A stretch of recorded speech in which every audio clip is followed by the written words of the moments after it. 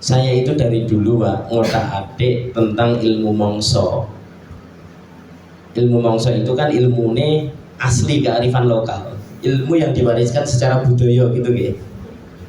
Tapi ada masalah di ilmu mongso itu yang diamati ikro. Berarti kan sudah ikro orang dulu yang kita warisi dengan ilmu mongso. Yang diamati apa? Pupus jati, pupus gedang, pupus randu, pokoknya pupusan wit-wit sekitar. Terus nek arep nandur iki kudune gatekne pupus iki lho wis kaya ngene wayahe dhewe nandur. Itu ta, Pak? Berarti itu ikra enggak? Syariatnya ikra sudah terpenuhi? Ya, ngemati terus dicakni. Ngemati secara cermat terus dititeni, ditekuni. Ternyata bagus. Tapi semakin banyaknya orang bertambah, mangane saya butuh akeh to, Pak. Artinya kita harus bisa nanam setiap saat. Akhirnya muncullah teknologi berbasis revolusi hijau. Namanya pupuk kimia dan insektisida. Iya, katanya orang dulu, nek nandur manut orang manut mongso mesti omone oke. Makanya diciptakanlah pupuk, diciptakanlah insek agar bisa nanam setiap saat. Nah, biosaka itu Pak menggabungkan dua disiplin ilmu ini lewat proses penelitian panjang. Sehingga ketika, tapi saya juga sinkronkan dengan apa yang ada di Al-Quran. Lah kok pertanian di Al-Quran gampang banget, selalu nyatut udan, selalu nyatut air tanah, selalu nyatut air sungai, air yang memancar dari gunung-gunung mengalir ke lembah yang subur. Indonesia banyak gunung. Jawa ini subur makmur Pak, gemah ripah loh jinawi wajar. Air yang memancar dari gunung-gunung mengalir ke lembah-lembah yang subur. Di Arab ada berapa gunung? Ayo, Bukit Batu itu diomong gunung tau Pak? Ya kalau yang ngaji itu kan Bukit Batu itu diomong gunung tau Pak? Yang ini kok gunung? Ning kono prayogur. Mending pegunungan tuh panjang lah itu iki gunung gitu dah. Iki kan bukit siji ngene diomong gunung. Nek kono ki ya gunung Merapi ya. Gunung Sindoro, Gunung Arjuna, iki gunung nek ini itu gunung.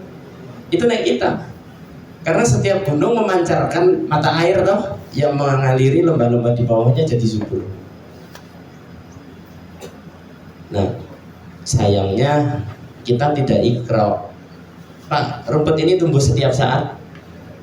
Ada rumput-rumput setiap saat yang nggak dimakan hama. Iya. Berarti rumput ini ada sepanjang tahun. Kapan waktunya ada? Nggak ada letih Pak. Musim kemarau ya pasti tetap enek suket sing subur. Musim hujan banjir kaya apa ya tetap enek suket sing subur. Artinya rumput ini tidak punya mongso. Iya. Biosaka itu Pak, begitu saya sadar, kok orang dulu nggak ngamati rumput ya? Berarti kalau kita bisa mengkonversi pertanian konvensional dengan berguru pada rumput, kita bisa lebih canggih. Kalau dulu nggak ada nih pupus jati, yolah jati pupusnya ada musimnya, gitu toh. Tapi kalau rumput tumbuhnya ada mongsone enggak? Biosaka itu mongsone rumput. Kenapa harus pakai rumput? Rumput ini mengirimkan sinyal adaptasi bahwa cuaca hari ini tuh tidak apa-apa loh. Gitu. Bahwa hari ini tuh tidak sakit loh. Buktinya kita lihat ya dia tumbuh biasa-biasa saja, santai saja. Karena wis kadung gedeng tukul wis godhonge sik loro wis golekne herbisida, Pak. Wis kadung gedeng kan nggak sempat menilai yang baik tuh Pak. Nah alhamdulillah saya dulu ini mohon maaf kenapa biosaka itu bagus nggak tak jual. Bukan karena saya nggak butuh duit Pak. Ini ngomong latar belakang kenapa biosaka nggak tak jual bukan karena saya nggak butuh duit. Tapi saat itu begitu ayat-ayat Al-Quran semua bahkan akhirnya tak kumpulkan. Mulai dari Weda, Tripitaka, Injil, Taurat, Zabur itu tak kumpulkan semua tentang ayat-ayat kesuburan. Semua Tuhan di kitab suci itu sepakat kalau air hujan yang dikirimkan diturunkan dari langit itu menyuburkan. Datangnya Dewi Sri itu ditandai dengan turunnya hujan, gitu toh. Berarti Islam pun sama, dengan air hujan itu aku tumbuhkan yang setelah mati, gitu toh. Semua Tuhan di kitab suci sepakat. Makanya saya saat itu, nek kitab ini tidak bisa dibuktikan, saya nggak percaya Tuhan. Kenapa saat itu begitu ada hujan banyak gagal panen di mana-mana, Pak? Sampai hari ini kan, begitu hujan pas cabenya api-api, panen bagus-bagusnya hujan teko, bukan kebanjiran, hujan terus dok gitu. Kena patek, kena pusarium. Saya pikir kok Allah ngapusi ya. Berani nggak jenengan bilang Allah ngapusi? Dulu saya begitu, Pak. Serius. Makanya saya terikat dengan perjanjian.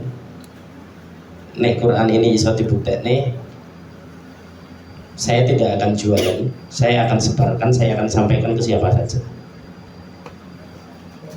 Tapi kalau Al-Quran ini tidak bisa dibuktikan, saya tidak percaya Tuhan. Penak toh? Wong katanya firman itu perkataan, di PD dibuka dengan dzalikal kitabul la raiba fi. Apa? Tidak ada keraguan toh? Terus ditutup dengan sadaqallahul azim, maha benar loh Pak. Artinya tidak mungkin ada satu ayat saja yang salah di Al-Quran itu, bener nggak?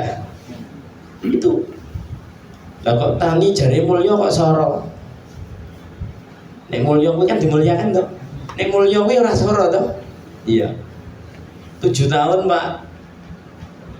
Jadi target penelitian saya untuk membuktikan Quran itu 12 tahun.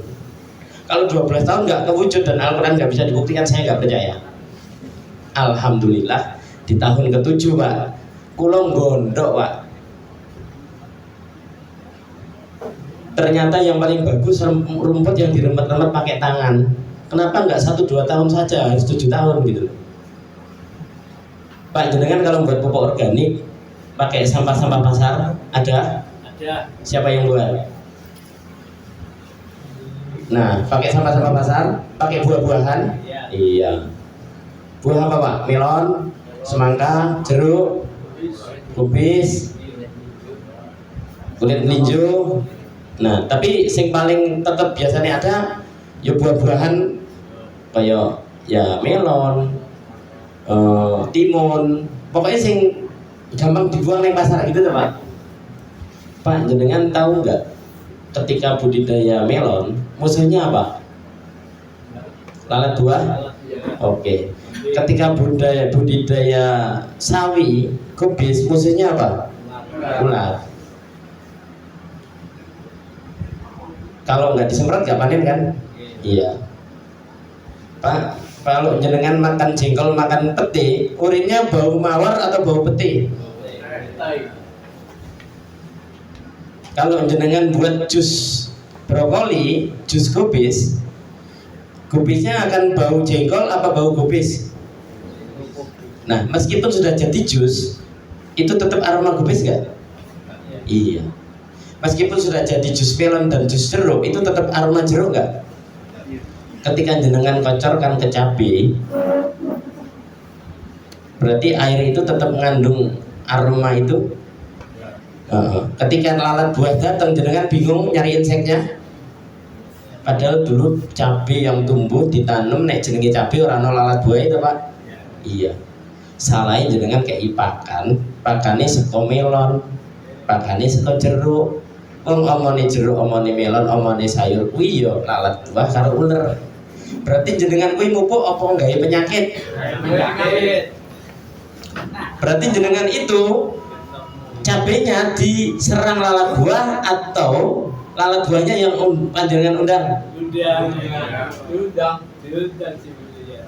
datang. Selesai masalahnya.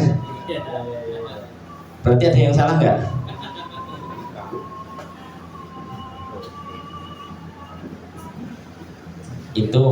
Itu permasalahan yang panjenengan alami. Jadi jenengan kayak wong bingung toh? Bingungi. Iya, masalah ini kayak pegadian Pak jenengan, menyelesaikan masalah dengan masalah baru. nek Pegadaian kan iklannya menyelesaikan masalah tanpa masalah ya. Ya sebetulnya menyelesaikan masalah dengan masalah baru. Di celutang awak lanjenengan itu pengen ngirit pupuk, golek sampah-sampah yang sampah itu adalah yang disenangi oleh hama. Berarti benar apa badan?